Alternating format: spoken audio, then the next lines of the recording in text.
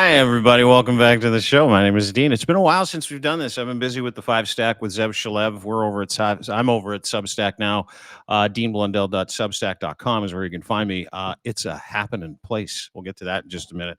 But yeah, it's been a while since we've done this, isn't it? It's been a bit. We've been kind of farting around, a couple podcasts here, a couple podcasts there.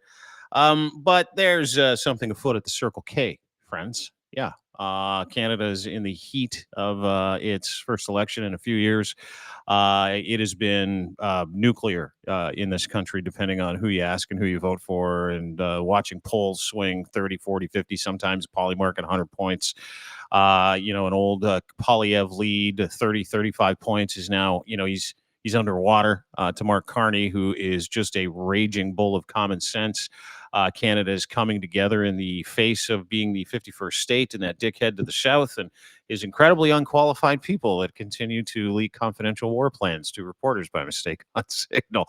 But Canada's coming together. And as we've watched Canada come together, we've watched information about people come out and some information that continues to come out about Pierre Poilievre, who is so unliked in this country. Despite leading in the polls for, 2 years by, 15 to 30 points, depending on which poll you conducted. And he is not just underwater, his lead has collapsed. And it's a sign of things to come. Obviously, Canada, full of common sense. I like to say that Canadians are the people that ordered the fish. She brought us the steak, and we ate it anyway. But we're pretty fucking smart people. And we have the ability of foresight. We can play the tape forward, watching what's been happening in the United States for the past, I would say, several weeks now. Canada does not want that.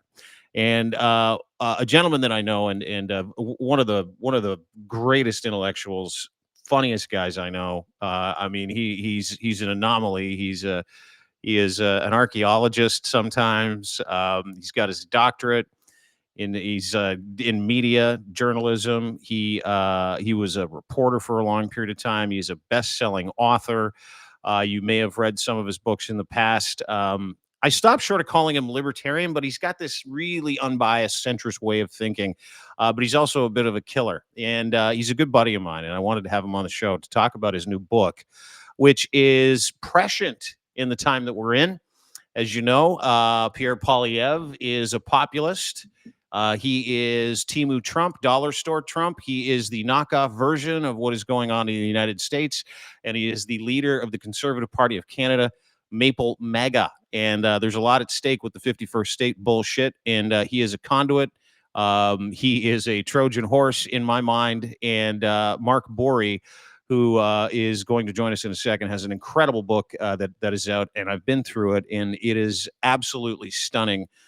Some of the comments, some of the clarity, some of the background, and being able to psychologically piece together who this gentleman is that we know so little about, but has managed to capture the imagination of every hillbilly in the beautiful country that we live in called Canada, who is currently working with MAGA and Maple MAGA, trying to drive a result here in this country. These are my opinions. However, let's get the opinion of the man who wrote this book. Mark Bourrie, The Making of Pierre Poilievre. The book is called A Ripper. Mark, good to see you. Sorry, Pierre's right in the middle of us, right there. There he is, right in the middle of us. Yeah. What a great book, dude. Doesn't he look good in a suit? It depends. It depends on what personality he's trying to curate, right? Like, one day he looks like Clark Kent. The next day he looks like he looks pretty good in the suit. Good timing for the book, though, right? Did you did you know this was going to drop when the election happened, or was it just happenstance? No, we thought because silly us, we believe liberals, people on the Hill, that there would be a fall election, so the whole thing was geared to come out. We hope to have it out in April, for a few months, and then we'd have a fall election. But of course, Chrystia Freeland decided to pull her little palace coup, and that went off as well, as everybody knows. And so we were like, oh my God, we have to get this. And Justin Trudeau quit, and everything was getting very crazy. And so we had to take the whole process. It's normally months. God damn, I got fat writing this book. Holy shit. 8 months staying behind a fucking desk. Sorry, it just dawned on me, especially when I wear like I look like a part of legs on the 401, like the middle. Anyway, so yeah, we had to take like the whole ass end of this process and get everybody on side, like the printer and the booksellers, Indigo, and they all came through and to like. So we were doing the index of the book like 3 weeks ago, and I was adding stuff about the tariffs and things, and the vote collapse like in February. Oh yeah, shit was changing so fast, and this book was becoming more relevant. You were probably hustling to put some stuff in there too, right? I even changed. The last chapter was going to be called "The Never Ending Campaign" because this guy never stops campaigning. But I changed it on shifting ground because, like, the ground was shifting for me. It was shifting for him. It was shifting for the polls. Everything was completely changed. Yeah. All of the stuff that he'd done was, and that lead in the polls was always built on reacting and to things that were going on in 2024, and then 2025 flipped. I thought Trump was going to win the election. That was part of the real difficulty writing the book, was that I'm digging into this shithead's life, and I'm at the time that Trump is going to come back, and I'm like, and he's 20 points in the poll, and we're seriously thinking of going to the Netherlands at that point for a couple of years. I could do a book on Rembrandt, because my wife's uncle was the guy who used to be the head of the Rembrandt project. That's a Rembrandt, that's a not.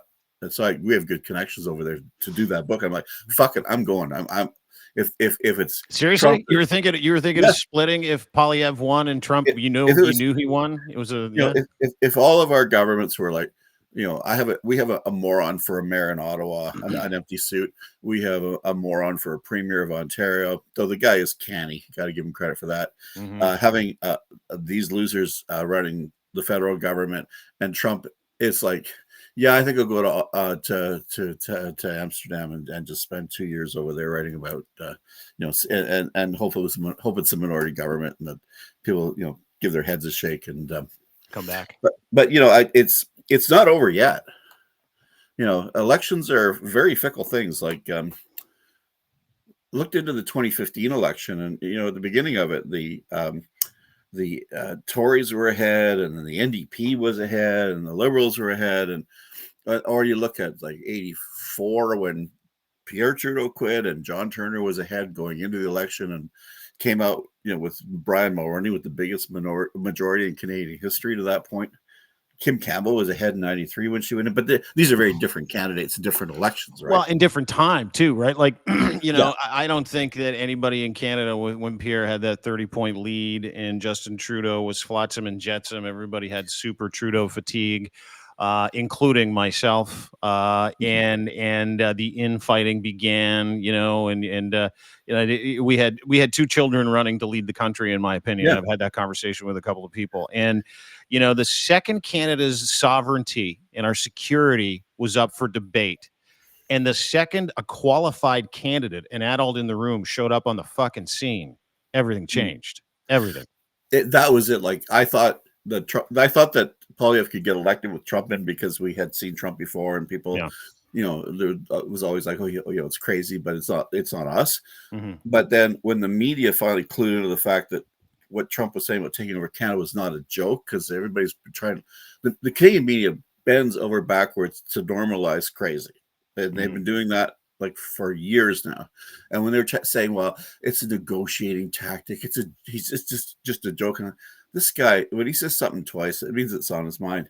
But when people clue into the idea that he's really coming after us as a country, that's, if Poilievre loses the election, that's when he lost the election. That Canadians, okay, so we were talking before we came on about Twitter and stuff, and if you go on Twitter and some of these other things, Facebook not so much, but really Twitter, you think that there's a lot of people in Canada who are batshit crazy, but really maybe there's 10%, even in Alberta, the max is supposedly around 10%, who would actually consider joining the United States. We could fight among each other. We can argue about Canadian politics, and everything that we argue about is pretty much stuff we can handle and maybe not that consequential. but we're like this family, this sort of ugly Irish family living on a rock somewhere, Yeah. where we'll fight with each other all day. But when someone But else don't you try to fucking fight with us, because we'll all fight you back, right? Yeah, yeah, yeah, we'll yeah, band together. 90% of us will pull together, and then after we're done clocking you, we'll get back to fighting each other. I think that in Canada, though, there is a real gut feeling that we can't trust Pierre Poilievre to be the leader of that. That if he goes to Barra Largo, he'll get so weak in the knees that that he'll be just sort of gushing all over. Well, the he's floor. all emotionally compromised, like, and I see it in all the stuff that he does, like whenever he's challenged, right? Same thing with Trump. Anytime these guys are challenged, called out, fact checked in real time, there's this like stunning vibe of like negative, like jittery energy that they each get, where they immediately move to discredit and insult the person so they don't have to answer the fucking question. And we've watched that play out for 3 fucking years, to your point, right? And so Canadians, like I said, we're far more educated than the average American. And I'm not shitting on America, because I know 300 million of the 377 didn't vote for that prick, right? So I get that. I know there's MAGA Americans and there's Americans. They're still in the same boat that most of us are, centrists, people that really love this country, people who can identify what it is that we're seeing and translate that. And we have some social intuition. Like my son, and I was reading this to you, it was one of those things that blew my mind. When your kid says something prescient and you're like, did I raise that kid? Did I really do that? Did I really raise that child? And so one of the things that he said, and I was fascinated by it, because he's a smart young man, but he's also, philosophically sound, and he understands what's at stake here. He actually joined up so he could vote for Mark Carney, and he's 19 years old. Yeah. He said to me, Dad, if you have eyes, watch Pierre talk and judge him as if he's a new potential friend you're meeting, and tell me that you want that man to be our commander in chief. And I quote, this is his last piece: I don't know how he got people to ignore their basic social intuition. Yeah, well, the thing is that he and this is something that I discovered as I wrote the book, and I really kind of got into in the first part of the book, is how he was able to find enough dorks at the University of Calgary to make like a pack of dorks. And there was sort of an elder group of dorks who were already in Ottawa, the first generation of Reform MPs in '93. So these were people that we probably, and actually most people, would have had nothing to do with in our 20s, but they found each other.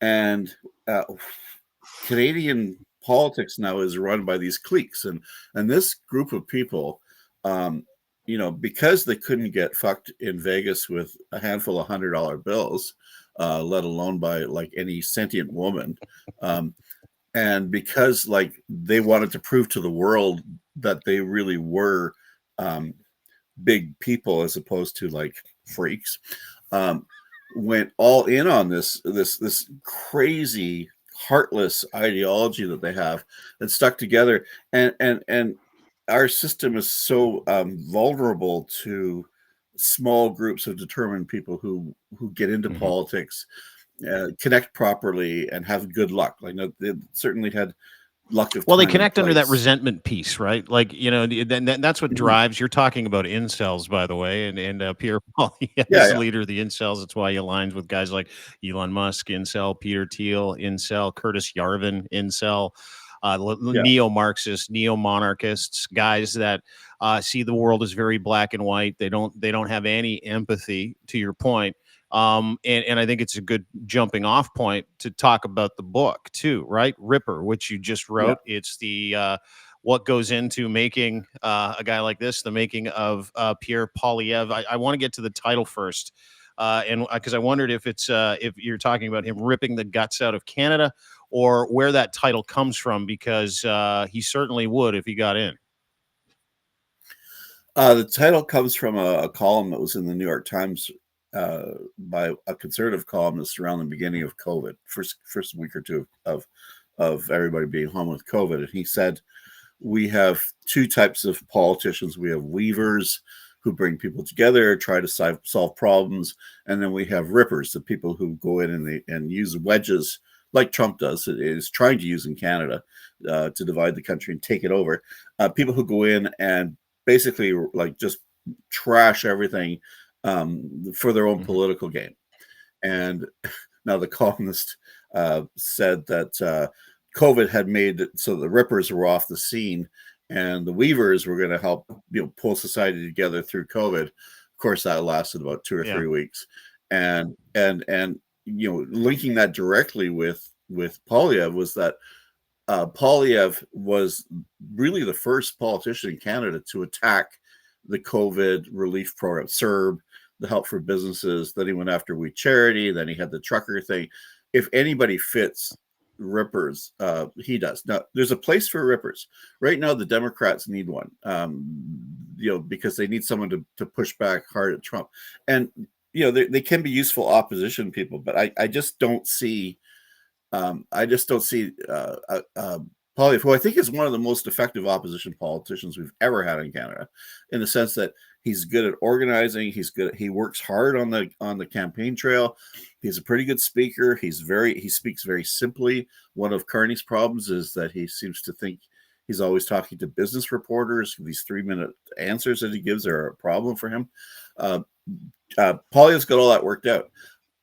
But even a ripper, say like a John Diefenbaker, who's a bit of a ripper, has to be able to transition around and become a weaver, a leader, and an executive even. And a good executive builds teams and pulls people together.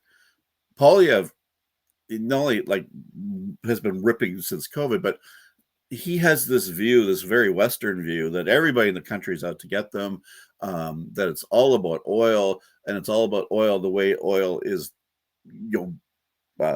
pumped now and shipped, and like they have these crazy views about Eastern Canadians, that we're all these simps and snowflakes who have these cushy jobs. I know you do this, but as drag storytellers or whatever, or CBC executives, or tenured academics counting angels on the head of a he pen creates a lot of thems from everybody else that doesn't have his ideology, right? And then now you're getting into fascism, because really fascism is all about othering people. And then once you other them, you can start stripping away their rights, and you can start stripping away their property, and eventually you can just strip them away from everybody else. And that, to me, that was the actual reason I wrote the book. I have 3 kids. I have 1 grandchild. My other kids aren't close to getting married. I'm not going to be around when I have grandchildren who are growing up from these other kids. And it's like, I want to leave something to say to them. Look, if we have this revolution of this crazy right, the Orbans, the Marine Le Pen's, Weller, Poilievre, Trump. I just wanted them to know that I didn't sit on my ass and let that happen. That I wanted to get it on the record of like why this is such. So it's a warning, the book, because that's how I read it. I mean, some of the stuff is stunning in there. It's a warning to future generations, but it's also very prescient right now, as we're 27 days away from deciding who we're going to have lead us as a country, as a democratic country. And that warning has never been more important because of the 51st state rhetoric. I wrote a piece about Poilievre today, and it's titled Pierre Poilievre, a MAGA's Canadian Trojan horse, because I truly believe he is. But what was your holy shit moment researching this guy?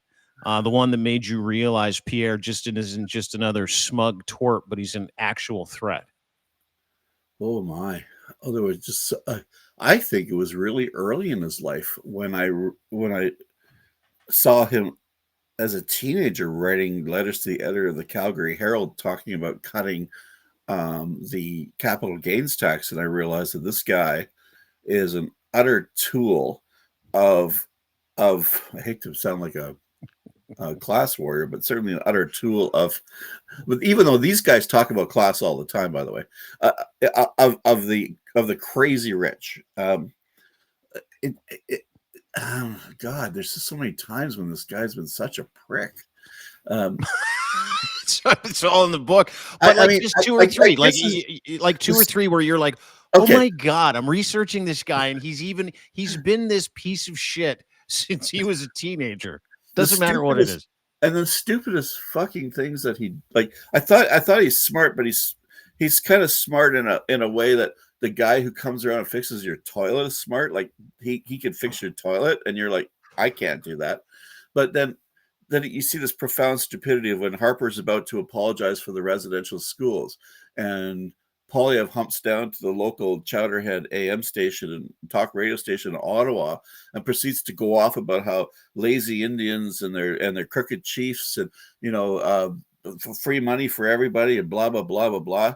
And not only is it like gross and stupid and ignorant to say, or even to think for that matter, but he does it when Harper, of all people, like the biggest control freak in the world, who's obviously swallowed a lot of bile just to do this, now he's pulled the rug out from in Ottawa on a radio station all these assholes listen to, right? Yeah. And you think, how stupid can you be? Like, how could you not be driving on the way to the station and think, Jesus, maybe this is not the best way to spend my time. Maybe I should just go to Dairy Queen instead or something. Yeah, that was a real winner. The trucker thing was just gross. And it was worse than I had thought. I mean, I knew he was among them, but I just didn't see the leadership and how he was leveraging that to do in O'Toole. Man, this guy's scaly. And yeah, those I would say of and the We Charity thing, like the pounding and pounding. Now, I'm one of the few people who still like sort of keeps going off on We Charity. Everybody sort of moved on, but I just think that is such a symbol of media failure and political failure. Trudeau basically hanging the charity out to dry, and Poilievre going after them, and Angus and Poilievre tag teaming, and all these stories where like every journalist buys into this, and nobody ever says, "Geez, I wonder about those kids in Kenya now during COVID, what they're going to lose." Like, no, we're not going to do that. As everybody else is doing Black Lives Matters in the States and talking about like having more Black people in media and stuff, the white Canadian media and the white Canadian politicians are tearing down something that's funding schools and water programs and women empowerment in Kenya. And nobody gives a shit because it's changing the poll numbers in Canada. And it just shows you how utterly shallow Canadian media has become, and how bloody stupid Canadian media has become, and how guys like Poilievre know this, either at a reptilian level, which is mostly how their brains work, or they've actually like gamed this out. There's just so many like icky things. And so when this book was over, like I just felt like I'd pissed out a 50-pound kidney stone, and then we turned around and wrote another 45,000 words in 5 weeks after New Year's. And when I was younger, I used to just whip things like phones and stuff when I got mad. And if I had written this when I was 35, there would be just smashed laptops all over my writing room right now. Was it because you didn't like, you knew he was a flawed character, you knew he was a populist leaning fascist, because you knew he had the values and virtues of a serial killer? You just didn't know how deep those values and virtues were flawed? Like, you didn't, like, when you're researching this, were you like, ew, he's an even bigger douchebag than I thought he was? That was a part of it, and part of it was like I wanted to do a 30,000 foot overview of him too. So there's a lot of stuff in there about how the right has won the working class, and I went into like a deep dive in is Canada broken, which made me think a lot about my own children who are all in their 20s, and how their life is going to go, I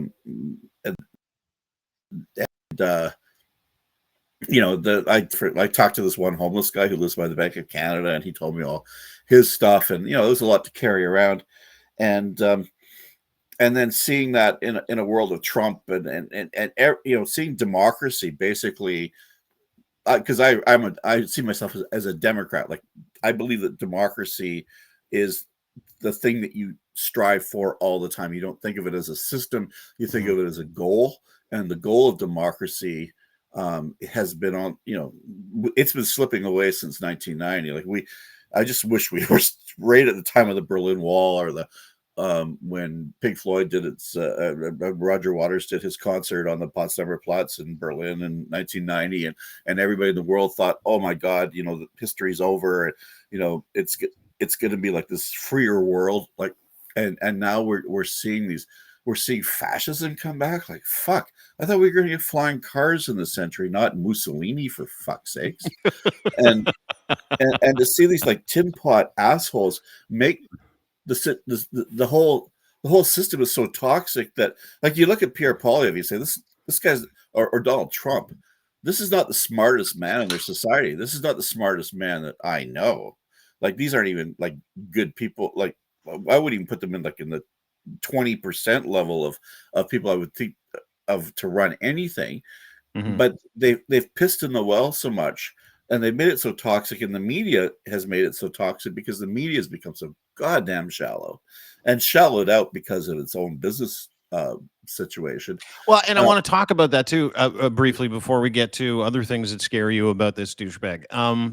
You write about foreign influence, the globe bombshell that we saw the other day in the book. Yep. You talk about foreign influence a little bit. Talk about that story, actually. Yeah, I know you do. And it's prescient, obviously, because the book came out, and then I think a couple of days after the book came out, maybe. I don't know, what, a week. This CSIS then hits us with the idea that, yeah, indeed, India was involved in getting him to the head of the class when it came to the conservative leadership. But how deep do you think the Indian government or other players have their hooks into Pierre Poilievre or the Conservative Party of Canada? I think he would have won without the Indian stuff. I think the Indian stuff is really a Brampton thing. And maybe a Vancouver thing, but I doubt it. Mm-hmm. Biggest by far foreign interference in Canadian politics is American foreign interference in Canadian politics. It's the dirty money. It's the heaps of money that came to pump up the truckers' protest, and Trump and all those other goofballs talking about the fabulous truckers. I mean, Musk talked about Poilievre and the truckers and stuff like that. Yeah. If it was Putin talking about a Canadian political party the way the Americans do, we completely freak. But we're so used to being this sort of branch plant of the Americans that we will totally tolerate American foreign interference. Yeah, I think this foreign interference story is probably something the Liberals should not latch onto, because really this is the Trump election. And to get off that track and get back into the shit flinging about, oh well, the Chinese back the Liberals, or the Indians back the Tories, basically takes you away from the fact that this is really an election about the existential survival of Canada. Mm-hmm. and those countries like China and India, who aren't particularly good at foreign interference, let's maybe not talk about them as much and talk about the money that's coming up from the States. And I want to get into that because Pierre's got Jordan Peterson, Elon Musk, Fox News, Donald Trump, Mike Flynn. I mean, the list goes on and on about MAGA America. Joe Rogan. There's a difference. Yeah, they're a big one. But what's in it for them? And what does that tell you about the game that Pierre's playing? Well, yeah, what's in it for them is the branch plan thing. What's in it for them is another country that falls into the IDU, that falls into the whole new right program that they want to. Russia is now a fascist state. China's a fascist state. They would like Europe to go fascist, and the Germans are sort of keeping that, fighting that off. The Austrians not so well. The Hungarians. How the tables have turned in Germany. Yeah. Well, I'll tell you, and another tangent, because hey, ADD and all. When you see Germany get the bomb, that tells you that Europe's divorced from the United States. Period. Like that the transatlantic alliance is over, and the Chancellor of Germany will get the bomb. they're going to have, if they're not under the American nuclear umbrella, they're going to make their own. And they're certainly not going to be under the Germans are not going to be under the French nuclear umbrella. And I think that will be a really telling time. But, at the same time, this movement, which is not run by Trump, but you have this whole tribe of dorks everywhere in the Western countries, want to basically turn Europe into America, or worse, or into Hungary, and Trump wants to turn the States into Hungary, and Poilievre is their guy here, and that's why they're not dividing the money up between Trump and Bernier or anything. Sorry. Well, that was a Freudian slip. Between Poilievre and Bernier, they've chosen Poilievre because they know that he can win. And even though his poll numbers are good now, anybody who sits back and says, "Well, this is over," is basically working for Poilievre at that point. It's not over. When you say they chose him, who's they? Well, the people around Trump, the JD Vances and the Peter Thiels and the Elon Peter Musk. Thiels and Elon Musk, and we have our Izzy own Wiles. tech bros. Yeah. We're developing our own small community of tech bros with the same kind of ideas, and all of this is backed by a pseudo media, a shill media, a fake media that looks like real media. Pushing him on YouTube, pushing him on news sites, creating a universe very similar to the one in the States, where people who believe this crap can totally immerse themselves in this news and never be exposed to reality. And you see that in the States, where you see people who are Trumpists who are lost their jobs because of this Doge bullshit, saying, "Well, Trump loves America and he really is the best man." It just reeks of, if only Comrade Stalin knew, he'd help us. And you hear Trump's press secretary, and she sounds like Baghdad Bob, for God's sake. This is a movement that is very well financed by the tech bros and by everybody who would benefit from a tax cut. Shit, if I was voting my economics, I would vote for Poilievre, because my wife and I are lawyers, for Christ's sake. We could live quite nicely on. And if that's the way it is for me, if multiply my wealth by 1 million or whatever. Then you see where the support comes from. In case in point, and how this all works together. There's a woman that owns a fake news site. It's an advocacy site. It's a paid advocacy site. It's called Juno. It used to be called True North. Her name's Candace Malcolm. Candace Malcolm is married to one of the VPs of Shopify. Shopify has been incredibly loud in supporting Pierre Poilievre and supporting MAGA, and they are setting up shop in the United States right now because they are billionaires who stand to lose millions, and they are legitimately selfish enough to do business. And I mean, there's a crossroads here when we come to media. And you point out in your book about fake media really being, the Rebel Newses and the Junos or the True Norths that are the Rebel, the Rebels, a whole other story. I mean, I could go off on I had no time for that today. If I smoked weed again, I'd start reading Rebel. Yeah. I got some. Come over and we'll have a fun night. Yeah. My wife's got a ton. But my point is this: is that this isn't just specifically a MAGA problem. It's an ideology with MAGA. It's a cult problem that feeds into this, and it makes you wonder, because both the GOP, the Conservative Party of Canada, MAGA, Maple MAGA, have been in lockstep for the last 3 years. Is this just copycat, according to you and your research, or is this organized? Oh, it's very organized. In fact, some of these sites are even charities, registered charities, which I talk about in the book. And how much work and how has gone into this in Canada in connection with people in the States who have developed this kind of thing.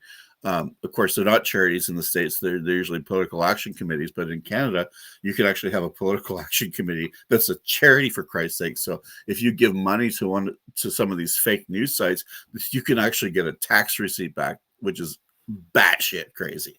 Anyway, another tangent. But yeah, this is not like it's not amateur. It's not isolated. It's part of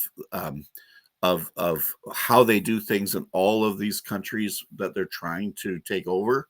And what is really needed is a professionalization of so that you can separate the fake guys out from the real ones. Now, and all it really requires is a set of standards that someone like you would adhere to quite easily. You don't take bribes. You don't have conflicts of interest. You try to tell the truth as you know it, and a way for people to properly complain about it, because going to court doesn't really work. And if you had that and could designate real media as people who sort of follow the codes the way lawyers do. Like, as a lawyer, I have to follow the rules of the Law Society. If I screw you over as a client, and God knows, hopefully I'll get the chance at some point, you can go to the Law Society and complain about me, and I can lose my license, and I cannot call myself a lawyer anymore. Now, I could go out and sort of half-ass practice law in some ways, but everybody has free expression rights. So nobody should ever be stopped from having a Substack or a blog and say whatever the hell they want, as long as it's not, absolutely friggin' libelous or, whatever, or obscene. But don't come to me and say that your, joeblow.com is real journalism when you're taking money from the Tories, or you're, or Shopify or whoever the hell it is. And, you're only there to push the agenda of Poilievre, and we're going to see this through the campaign, and we're seeing this in the States as more and more of these fakes are allowed in and are able to look like they're journalists on camera, doing interviews, that sort of thing, and press conferences, and the media itself in Canada and the States, which does bend over backwards to pretend that everything's still just fine, a little bit off, lets these people do it. Well, and you know what? You're very, very vocal about the failure of Canadian media, and I have a whole other. I mean, that's a whole other podcast, like one entire podcast dedicated to the failures of Canadian media, or the compromised Canadian media who owns Canadian media, which is the biggest dailies are owned by American hedge funds. But we're also talking about, people like Alex Pearson, Matt Gurney, Ben Mulrooney, who are all making a name for themselves in that non-woke space. But these are just partisan people calling themselves journalists. Yeah, because they're advocates. Brian Lilly. It's the best thing. It's the best name they can glom onto, because they have no expertise and they have no real reason for anybody to listen to them. Right. But let's be honest. We don't, the conversations and I've got a couple of different examples. The conversations that I've been having on Substack, I've been there for a month. I've taken my head out of Twitter because it's a wasteland, and engagement being what it is. I mean, we do 100 million impressions a month on Twitter. Yeah. But when you pull your head out of the Twitter sand and you put it into, the atmosphere of other people doing honest work, like on Substack, you get a real understanding for the fact that Twitter is a sim. B, you also get a real resentment for the way mainstream media has covered Pierre Poilievre over the past little while, because you get the truth. From they have covered him lovingly since he was a teenager, because he gives good quote. Yeah. Sorry. I completely agree with you. But if we're honest, is the media too chicken shit to call Pierre what he is? Are they normalizing his bullshit the way that America did with Trump? Or are we also just coming into the realization that media has sort of always, or has maybe even morphed into a sim? Because man, oh man, your book lays it bare that this gentleman isn't just a flawed character. That if we vote for him, we're sleepwalking into becoming America's 51st state. Yeah, I think, well, in terms of Canadian media, they're scared of their own shadow. It's been made very clear to us that this book of mine will not get any time on CBC. And oh, really? Yeah, and we haven't heard from Vasi at CTV, but I'm not holding my breath, or anybody else there, or any of the talk radio stations or stuff like that. One in Newfoundland, I did one in Newfoundland. Yeah, Canadian media, people, especially in Ottawa, they want to be players, but they're no good at it. And they bring nothing to the table other than the job that they have. So a lot of them think that when a guy like Poilievre listens to them, and he'll say Joe Blow from the National Post, that he really cares about Joe Blow. But what he really cares about is the National Post. And if Joe Blow gets laid off, Joe Blow's never going to talk to Poilievre again. But there is this belief that they can make themselves into celebrities. It's a small town big fish thing. That's a bit of a metaphor mix. So there's that. There's a lot of bad hiring over the years where they've just hired all these people because they're kind of cute and they're kind of perky or whatever, or they seem authoritative but they're not, and they don't know anything about anything. Part of it is journalism education, which is an oxymoron because media literacy too. Yeah. Media literacy. I don't think these people read. And they're so shallow. Do you want to hear how shallow Ottawa is? I went to Perfect Books, which is the independent bookstore downtown that sells books to the Hill people and lawyers. And the guy that owns the store says the most important thing to do is to have an index with tons and tons of names, because those assholes are going to come into my store. They're going to pick up the book. They're going to flip it. And if their name is in the index, they'll buy the book. And if their name isn't in the index, they won't buy the book. And so there's a very complete index in there. But it's like when I tell people that who aren't involved in politics or media, they just laugh their asses off that people would be that shallow, but they really are that shallow. What is the reasoning? And I just want to backtrack a little bit. And then that's an unbelievable story about indexing those names. What is the reason you get from mainstream media for not wanting to interview you about a book that lays bare the character flaws of a guy who wants to become the Prime Minister of Canada? We were told that CBC has a plan for its election coverage about who is going to be on and who isn't. And I was not part of that plan, that they see this as an issue of fairness, even though the book by Andrew Lawton got tons of airtime on CBC and CTV. Well, let's not call that a book. Well, I know, but he's not shilling his book because he's a conservative nominee in down around London somewhere, taking another run at something that he couldn't win last time provincially because he went bonkers, frankly. It was all the anti-gay, anti-Muslim, women have no place in business, you need to stay in the kitchen stuff. I think that was a real problem. Yeah. And then he said he went off his meds or whatever, and this is why he was. Don't they all say that? I was on some new meds. I had one beer. This is what happens. It's what they always say. I broke into the rib joint in Windsor or whatever.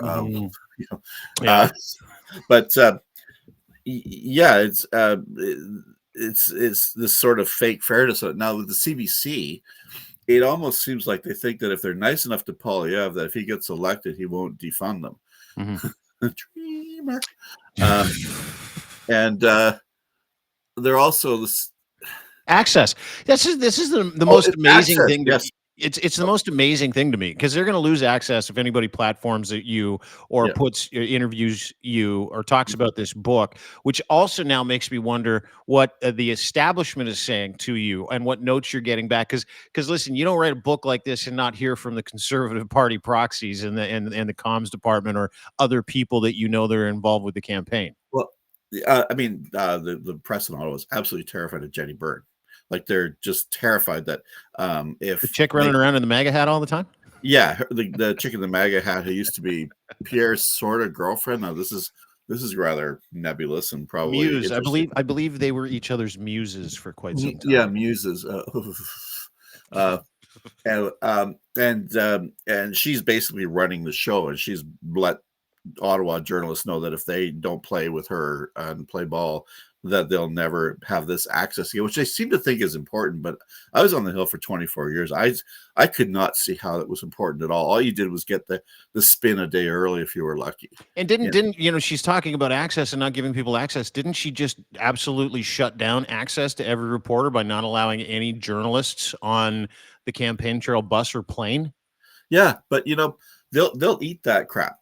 And just like when Harper when he became prime minister, and he wouldn't take questions from media unless they were sort of vetted by his people and stuff, and the press gallery put up with that because you can do what you like to them as long as as each one of them still feels important.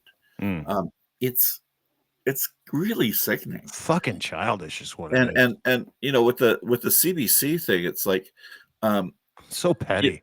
Yeah, and I kind of saw this coming. So Michael Harris wrote a book called Party One. Not Michael Harris, the premier. Michael Harris, the writer. Yeah, Michael Harris, the premier's not writing books anytime soon. Just saying. No, he's too busy making money off old people. Yeah.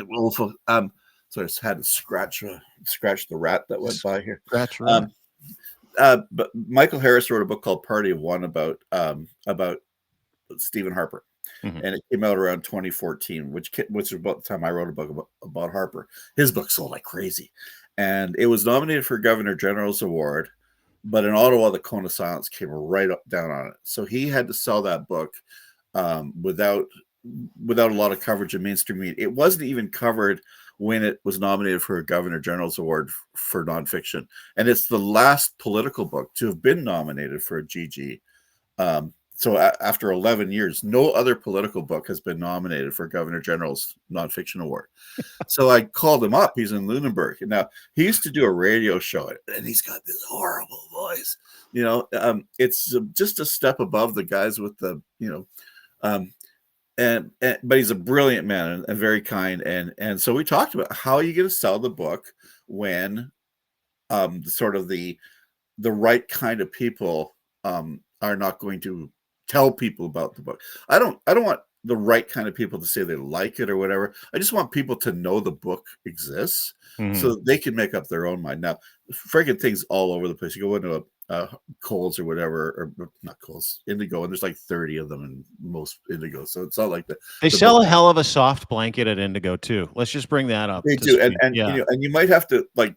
I went into an Indigo and I was looking for the book, and I started like lifting up the pillows and yeah. Oh, the nice throw pillows. They got some really nice scented candles in there now. They've really had to diversify. So listen, if you think bookstores are dead, they're not. There's nothing better than grabbing a good paperback or hardcover.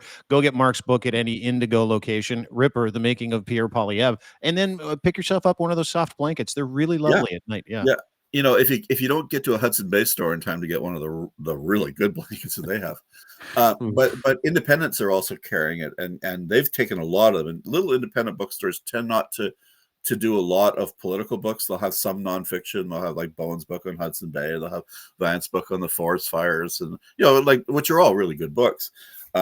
But they might have one copy of Steve Marr's book on Trudeau, and Lawton's book is not in any bookstores, which is why. Well, it's because it's not a book. Yeah, it's a novella of stupidity. I've read excerpts from Lawton's book about Pierre Poilievre, which he wrote a few years ago. Said it was a bestseller at the Conservative Party. He's like, everybody got to read this.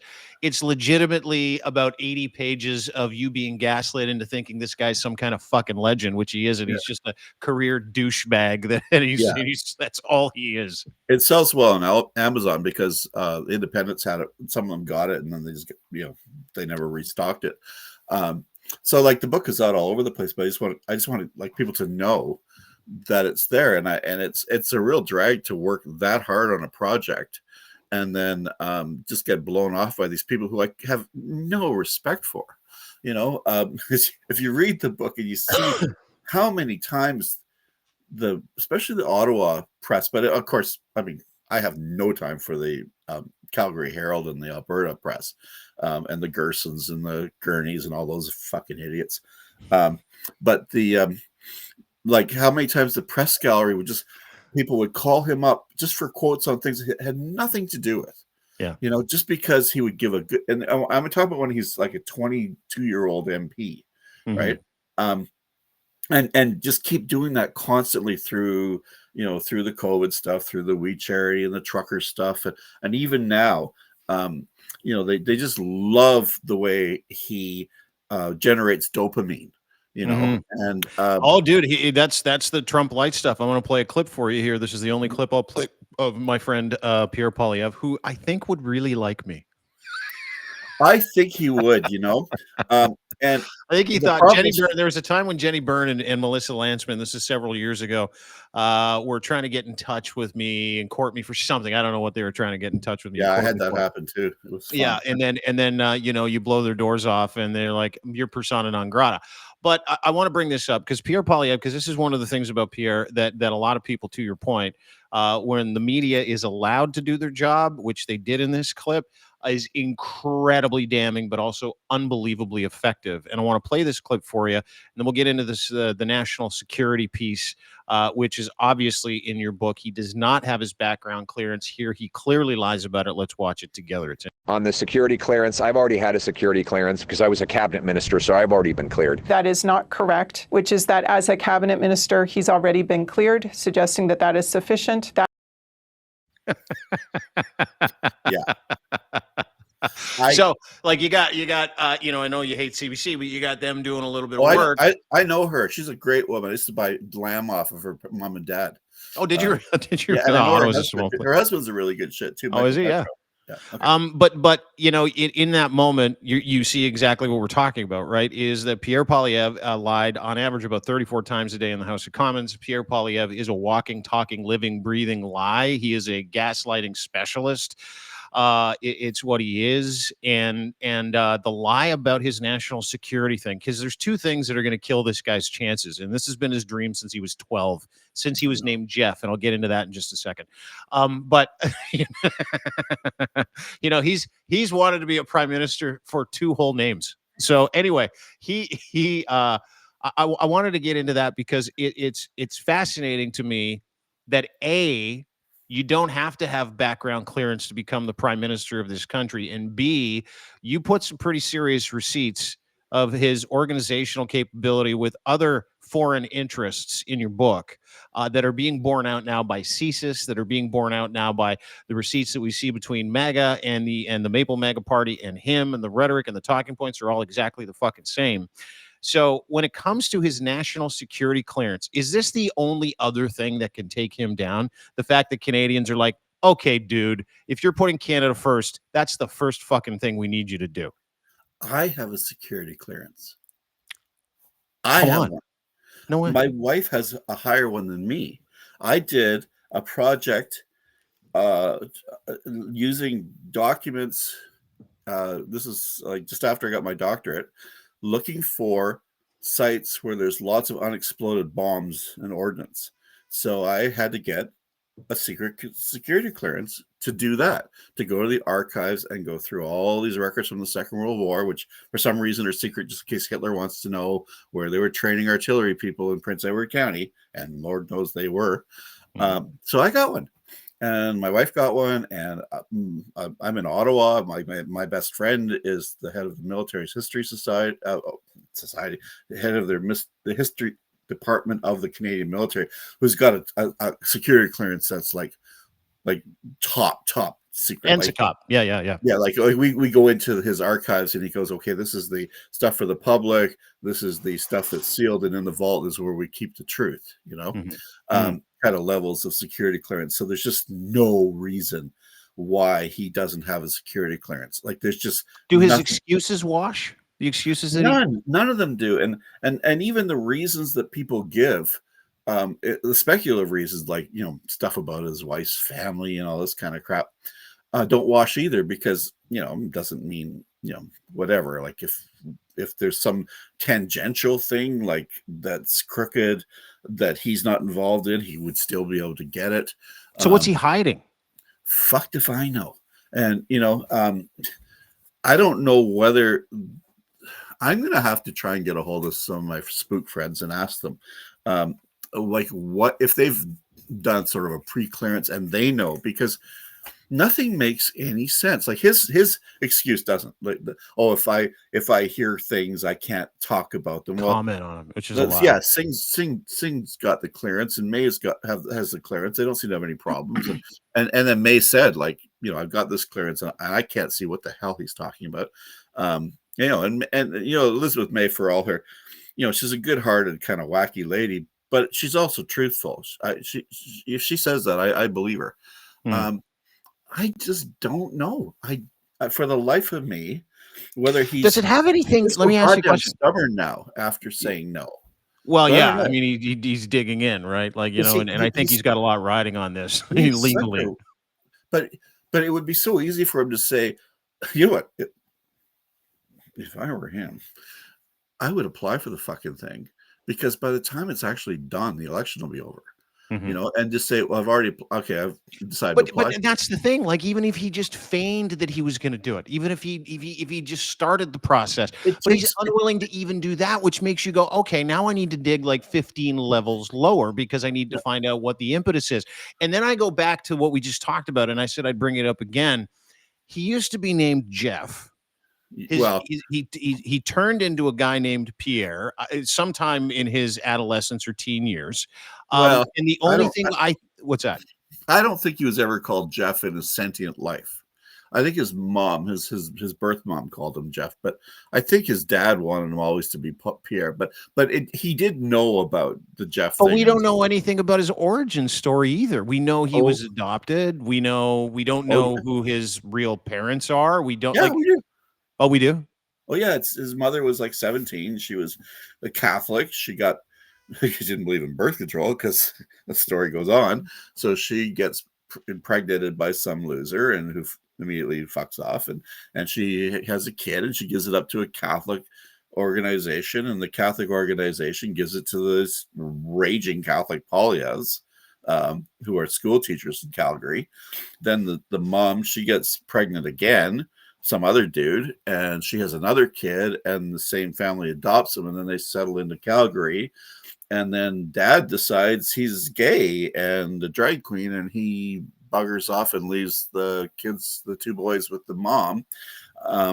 Though explains the resentment, dude. That's interesting. Oh yeah, explains the resentment piece for the anti-LGBTQ stuff, the anti-trans stuff, the parental rights stuff, and because Elon Musk, who supports this man, he supports Pierre Poilievre.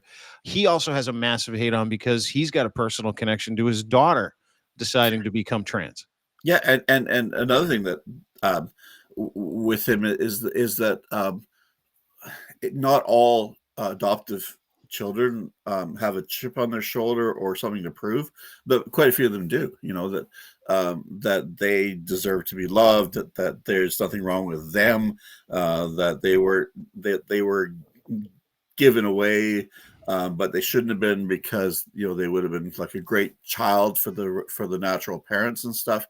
So there's like one of the things that really shows up in looking at his earliest childhood is that he's angry from the time he's a little kid right through, but he gets into sports in a big way, and he's pretty good at a lot of stuff as a little kid and early teens, and then he gets injured. And then he can't do, like, he's been doing hockey, he's been doing wrestling, he's been doing like stuff that's really like literally elbows up. And his mom says, well, let's go to some of these anti-abortion rallies instead, because that's her shtick, right? The whole like crazy Catholic stuff. And then he gets into this right-wing Alberta style politics, and apparently the mother is even more conservative, well, whatever you want to call it, than Pierre is. Radical. Radical. She's more radical than he is, and she's his mentor until he's handed off to these incels at the University of Calgary. So like it's there's never a time in his life, I don't think, where he could just sit back and be happy in his own skin. And he's going to make damn sure that we acknowledge that his greatness, and he's going to take revenge on anybody who doesn't. I mean, those are the two motivators, I think, in his life.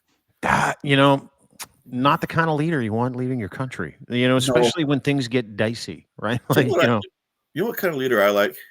I like kind of leader who's like a good tax lawyer or whatever. I give him the thing. He does his work. I don't have to worry about him. When I go to bed at night, I just go to sleep. I don't think about him. And I think Carney might be that kind of guy, just the way Bill Davis was in Ontario back in the day. Mm-hmm. I don't want more drama. I don't want to like pick up the paper or go on a news site and think, oh Christ, what do we got today? I just want someone to just do the fucking job and without drama, and do it fairly and do it competently, and not make it about themselves, make it about the country, do the business of the country, shut up, show up, and go not home. giving jobs to morons, not having like Melissa Lantsman as deputy prime minister, and that Cooper guy or whatever his name is, Michael Cooper, Nosferatu, he's a Garnet Genuous. It's just you talk about it, surrounding yourselves with like-minded incels. He's done a fucking fantastic job. Like Melissa Lantsman, I get a kick out of her. Oh, she's a rat. She's the daughter of like Russian pawn shop owner magnate families, and is like front and center at the gaslighting with the pictures of the shells and the pictures of this and the pictures of that she gets off Shutterstock, and she's like, this is what Canada's going to look like. I mean, he has literally surrounded himself with maple maggots. That's exactly what he's done. And they're stupid,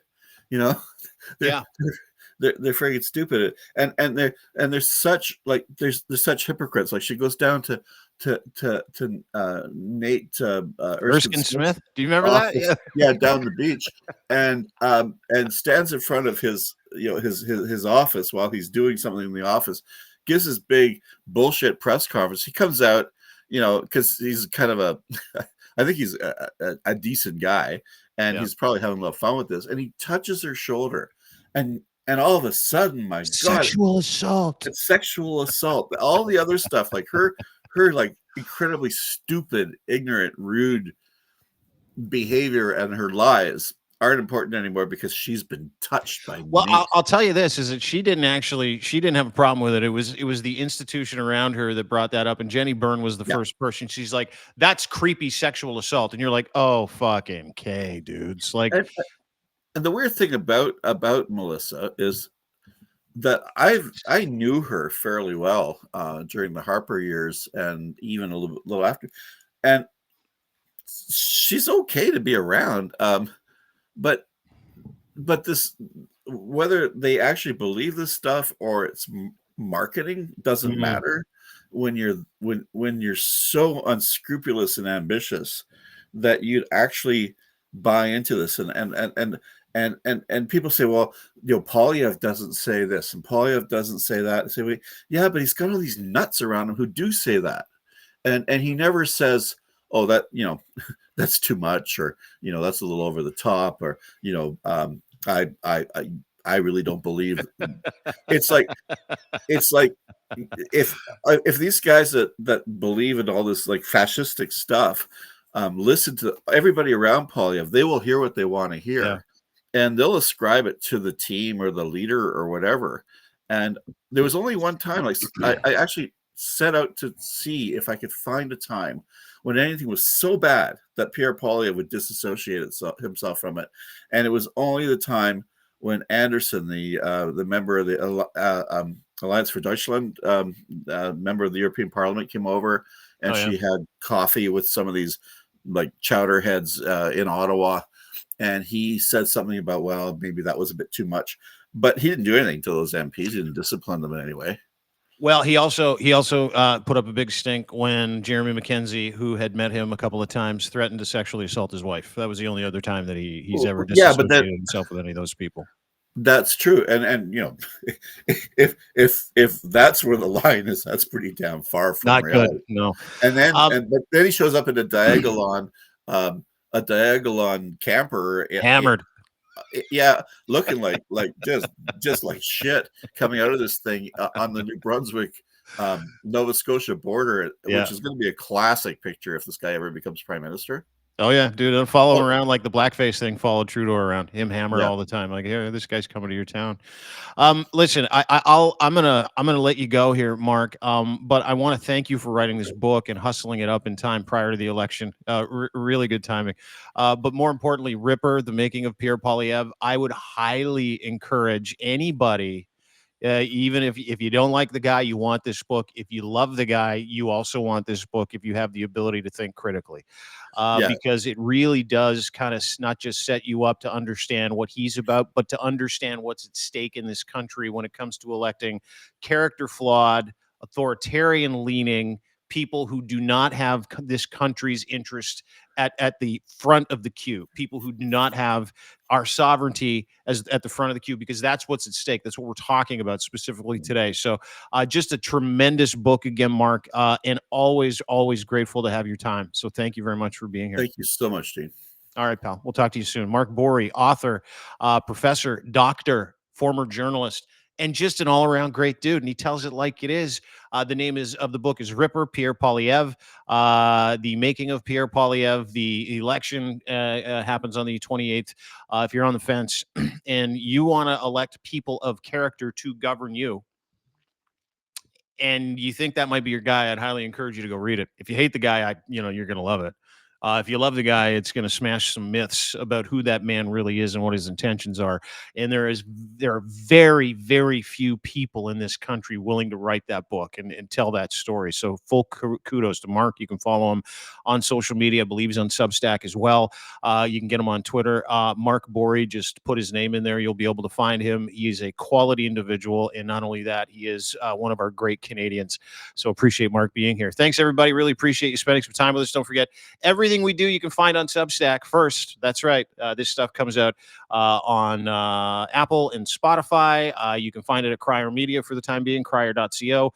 But more importantly, go to deanblundell.substack.com. You can read everything there, including our latest about Pierre Poilievre being MAGA's Trojan horse, which Mark backed up with a brilliant book. And I would highly encourage everybody to go and join us there. Paid or not, doesn't matter. It's a free sub. You can go and join us. All you got to do is pump in your email address, and you'll get all our content in your inbox every single day. Have a great day, everybody. See you soon. Bye.